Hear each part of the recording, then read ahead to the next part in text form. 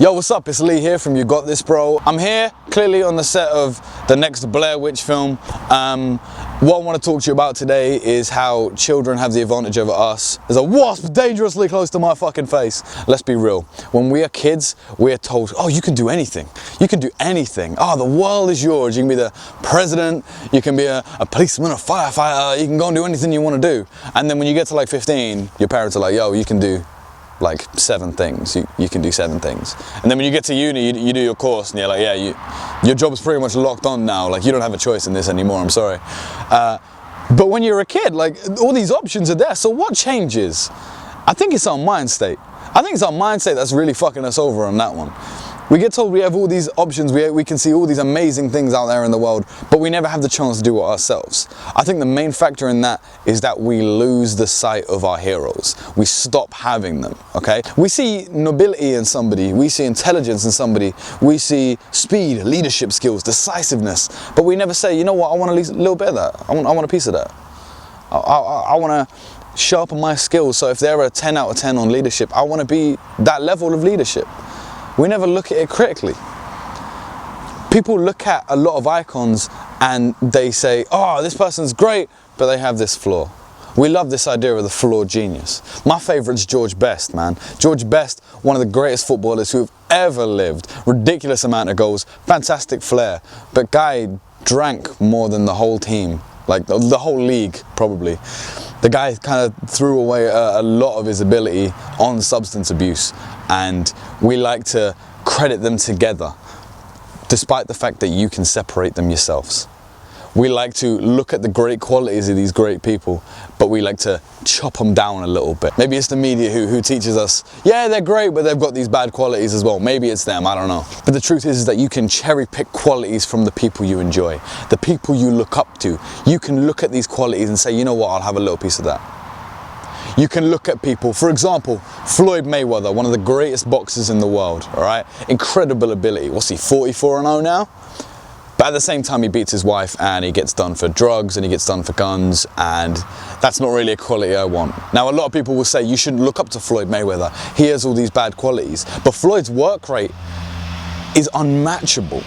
He once said, when you're sleeping, I'm working. And when you're working, hell, I'm still working. So why can't we take qualities like that from amazing people and enable them? Why can't we take the flair of a guy like George Best and leave the substance abuse and leave the bad habits away?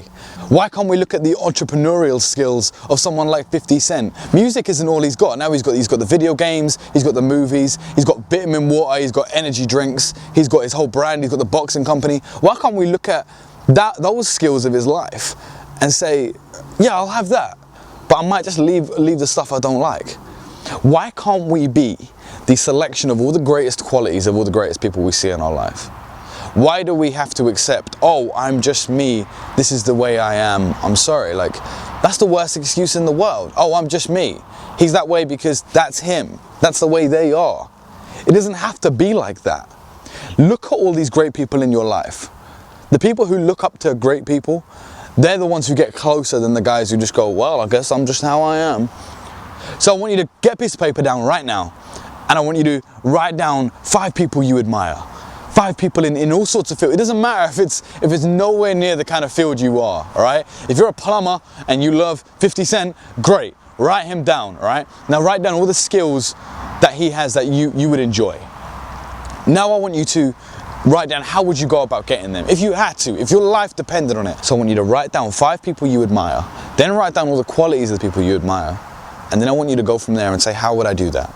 So if one person's got great leadership skills, what I want you to do is join a team, maybe start a group, find these leadership skills for yourself, hone them. Yeah, it's gonna be difficult at the start, but the truth is you're gonna keep getting better and better.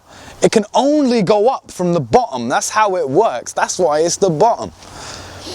Okay, when I was a kid, I used to watch this cartoon, Dragon Ball Z. Okay, any Dragon Ball Z fans in the house? I used to love it. They created a character, this bad guy called Cell, right? And Cell was made up of all the DNA of all the greatest fighters in the world. And he was near impossible to beat. He had this guy's speed and this guy's strength. You can be Cell. You can be the greatest combination of all the amazing qualities of all the people you've ever seen in your life. It is up to you to identify those qualities, to pick out your heroes. Put the posters on your wall.